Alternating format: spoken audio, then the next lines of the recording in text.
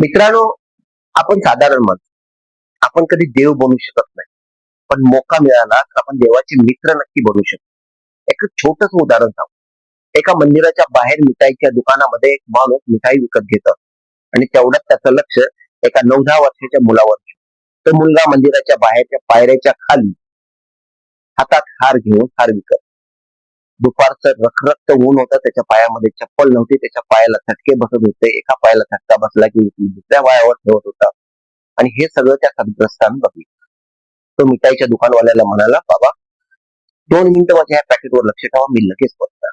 तसाच तो चप्पलच्या दुकानात गेला. त्याने चप्पल विकत घेतलं आणि त्या मुलाकडे गेला. त्या मुलाला म्हणाला, बाळा तू पायाला चटके बसतात, तुझे पाय पोळत आहेत, एक काम कर, ही चप्पल घाल. त्या मुलाने त्या माणसाकडे बघितलं आणि तो मुलगा म्हणाला, तुम्ही श्रीकृष्ण आहात ना? तर हा म्हणाला, नाही बाबा मी श्रीकृष्ण आहे. ते साधारण माणूस. तो म्हणाला, नाही तुम्ही श्रीकृष्ण आहे, सांगा ना, सांगा, मी कुणाला सांग. अरे नाही बाबा, मी ह्या मिठाईच्या दुकानामध्ये मिठाई विकत घेतो, तेवढं तुझ्यावर लक्ष गेलं, तुझे पाय भाजतायत हे लक्षात आलं, म्हणून तुझ्यासाठी चप्पल घेऊन आलो. तो मुलगा म्हणाला, असं होऊ शकत नाही.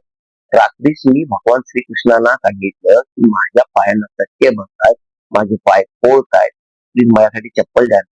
आणि आज तुम्ही चप्पल घेऊन आला, तुम्ही श्रीकृष्णच असणार आहे, सांगा ना, मी कुणाला सांगत. तेव्हा तो माणूस म्हणाला, मी श्रीकृष्ण नाही, पण मला श्रीकृष्णाने तुझ्यासाठी चप्पल घेऊन पाठवली. तेव्हा त्या मुलाने त्या माणसाला घट्ट मिठी मारली आणि तो मुलगा म्हणाला, म्हणजे तुम्ही श्रीकृष्णाचे मित्र आहात. त्याचा अर्थ मित्रांनो असा होतो की आपण देव बनू शकत नाही, पण एखाद्याच्या चेहऱ्यावरचं दुःख ओळखून त्याला छोटीशी जरी मदत केली तरी आपण देवाचे मित्र जरूर होऊ शकतो. ही गोष्ट तुमच्या मित्रांमध्ये शेअर करा.